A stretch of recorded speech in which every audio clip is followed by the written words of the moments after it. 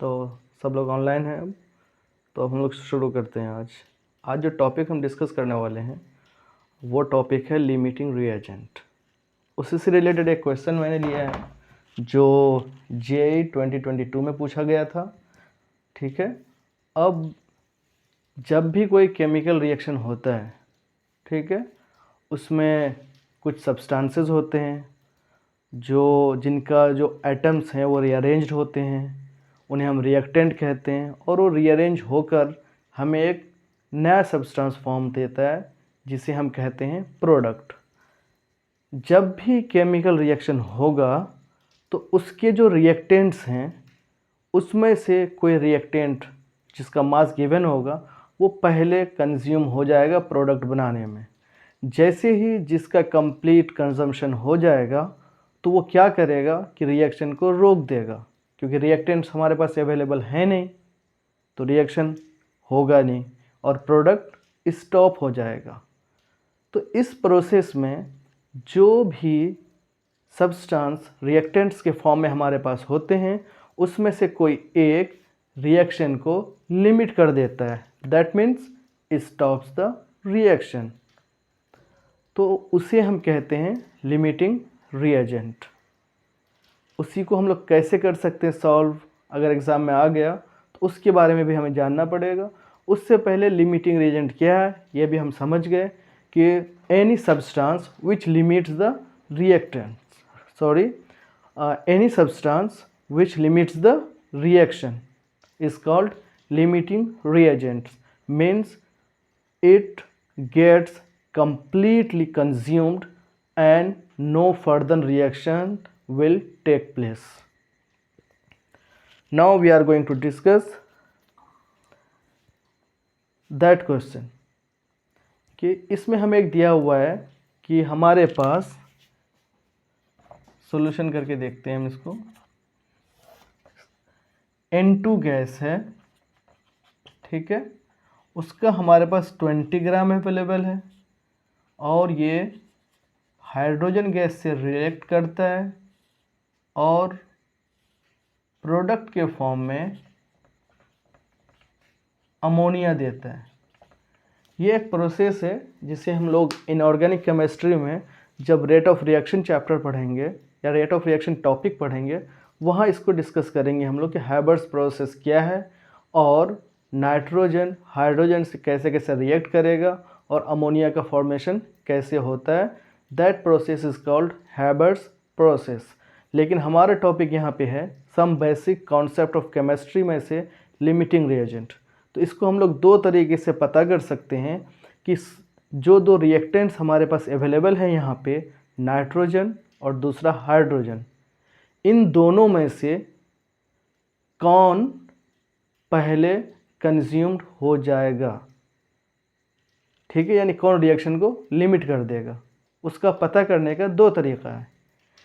एक तो हमारे पास मेथड ये है जो हम बचपन से पढ़ते आए क्लास 10 तक, यूनिटरी मेथड से कि भाई इतना है इतना हो जाएगा, एक है इतना होगा, फिर इतना दिया हुआ है तो कितना हो जाएगा, उससे भी पता कर सकते हैं। दूसरा एक standard method, that is mole concept method.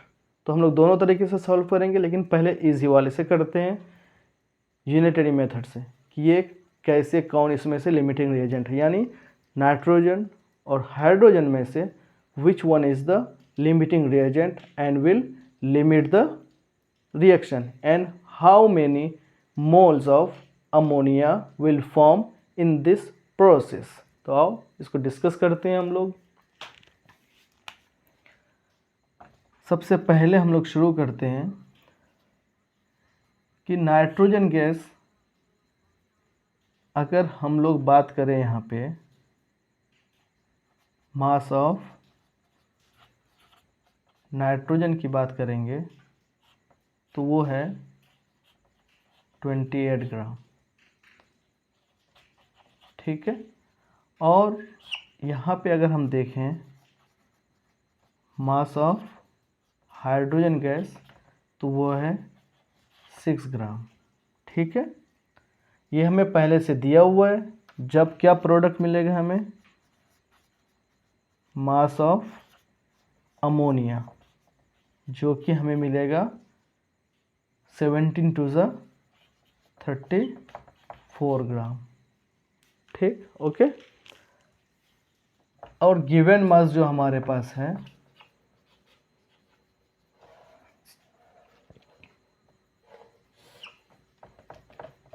Nitrogen दिया हुआ है हमें 20 ग्राम, हाइड्रोजन दिया हुआ है हमें 5 ग्राम।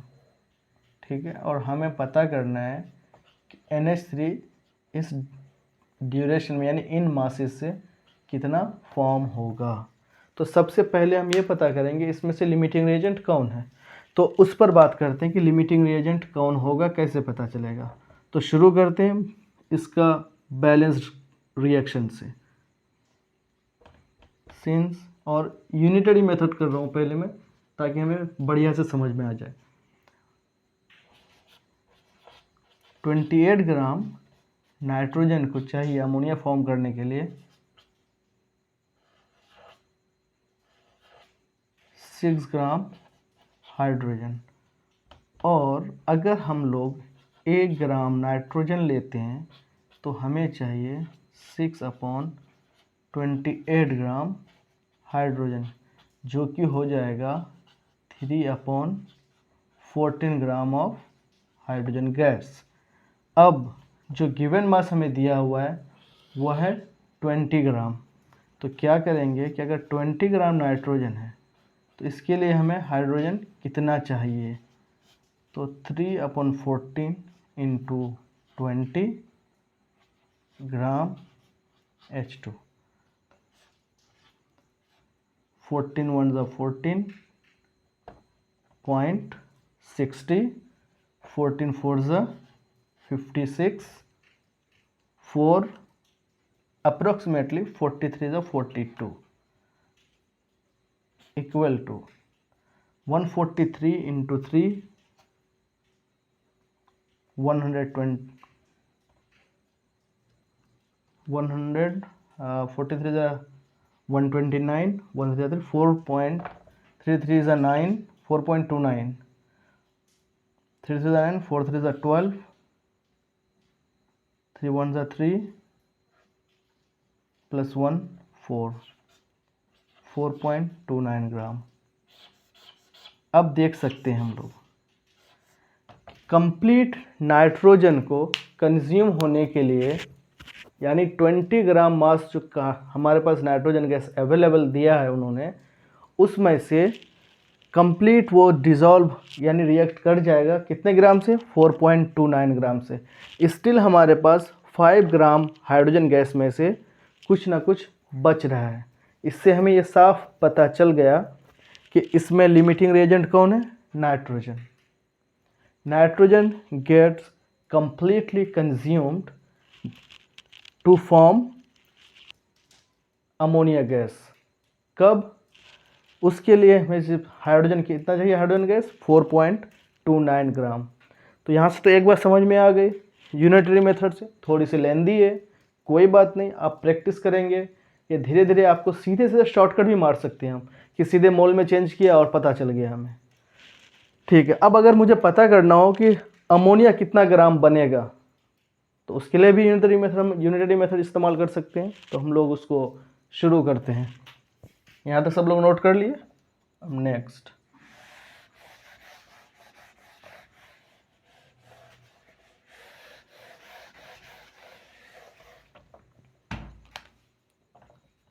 नाइट्रोजन जो है इसका अगर मॉलिक्यूलर मास पूछें, देखें हम, तो 28 U होता है, तो मोलर मास 28 ग्राम। तो 28 ग्राम N2 से जब वो इतने मोल्स या 6 ग्राम हाइड्रोजन रिएक्ट करता है तो हमें मिलता है 34 ग्राम NH3।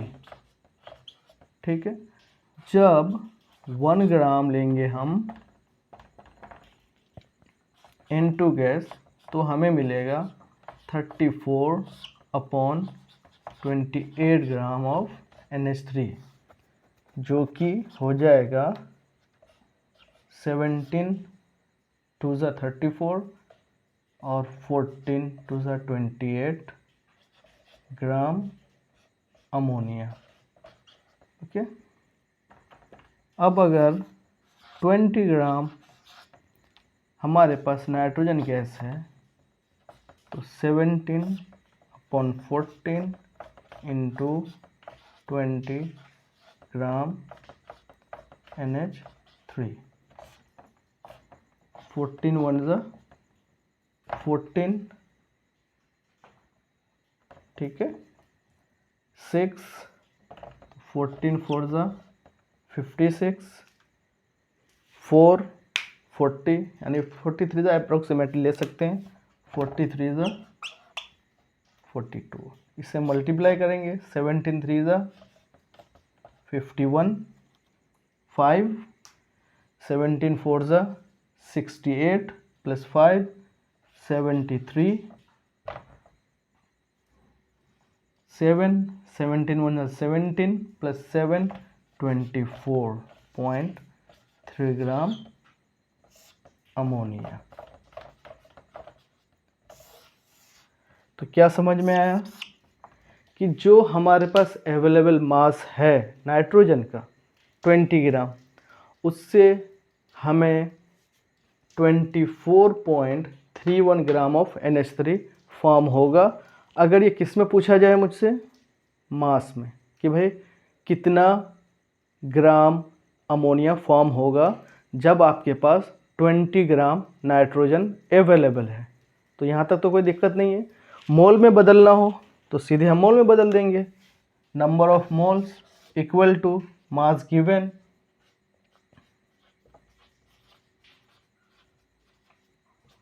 मास गिवन 24.31 अपॉन मास या मोलर मास 30, मोलर मास 17 ग्राम, कितना होगा 17 ग्राम। तो अब कितना आ जाएगा, 17 1 ज़ा 17, ओके, 0.73, 17 4 ज़ा 68, 17 4 ज़ा 68, 5, 17 3 ज़ा, hence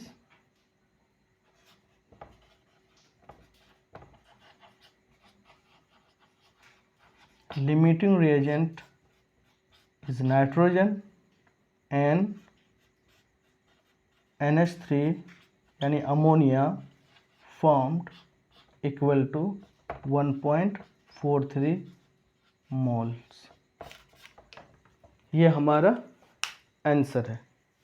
अब आप लोग इसको कॉपी कर सकते हैं, देख लो एक बार।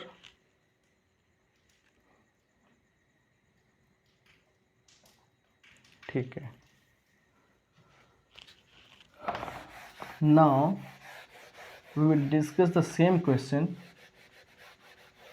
using mole concept. Okay, so first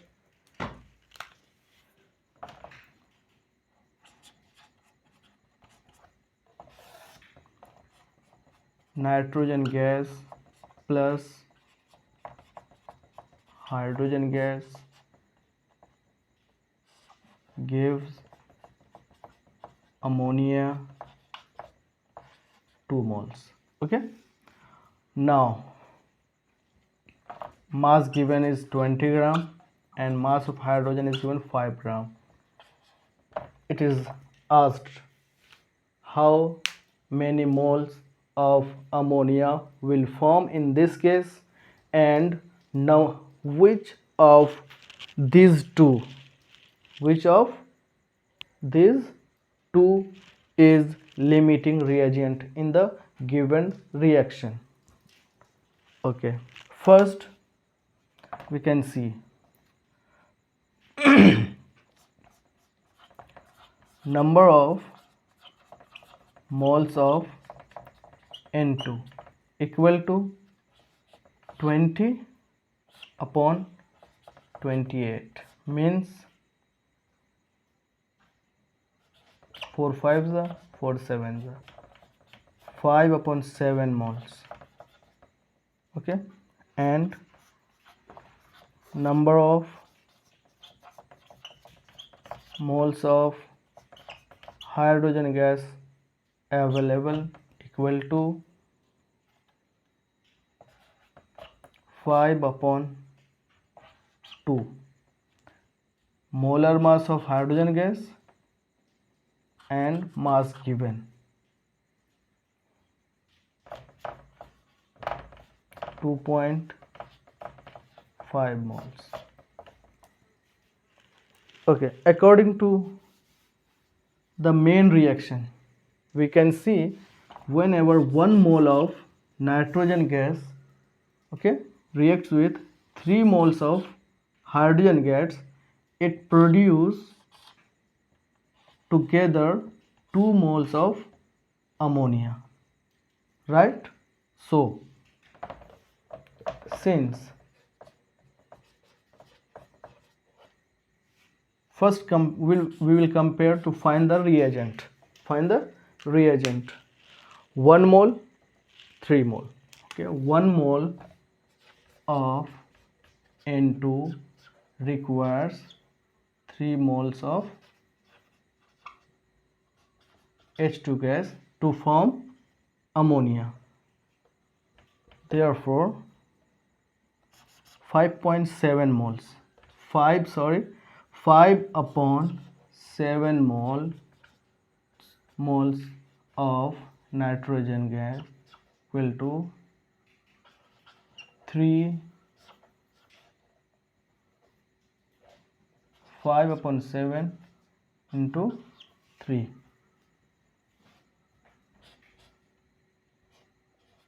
15/7 moles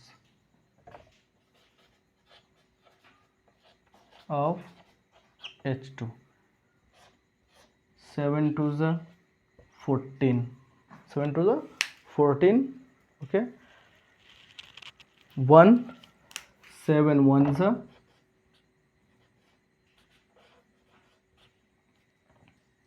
and 7 fours, 2.14 moles of H2. So evidently we can see 5/7 moles will get consumed by the use of 2.14 moles of hydrogen gas. That means we have 2.5 moles and 2.14 moles only will be used to consume this much of nitrogen gas. It is evident that in this case, hence nitrogen is the limiting reagent. Okay, just you can copy this.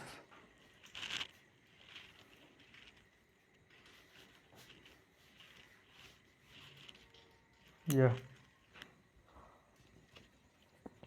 so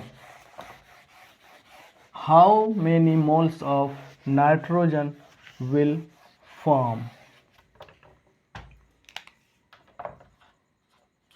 Sorry,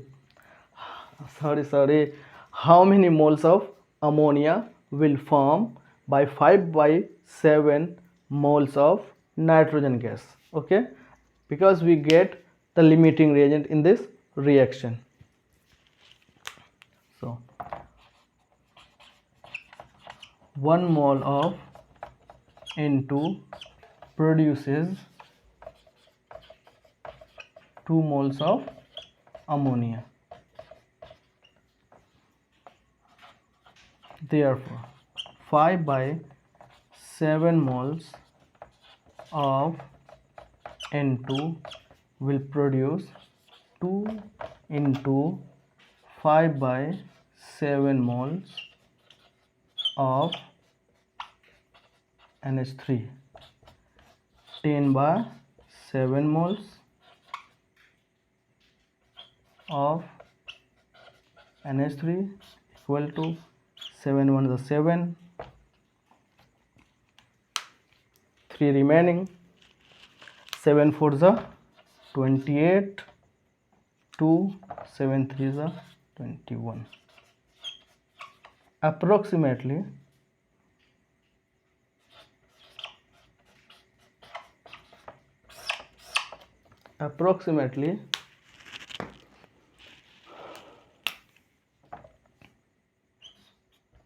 1.43 moles of NH3 will be formed.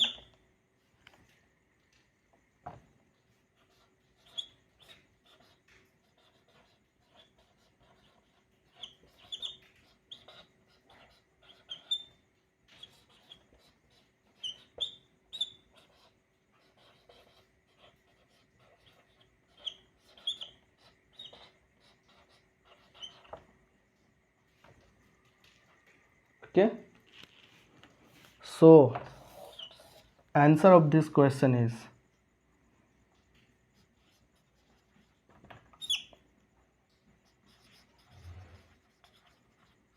reagent nitrogen, number of moles of ammonia produced 1.43 moles. I hope all of you got the answer, and you have to do more practice to get the expertise in this thing. Okay, thank you.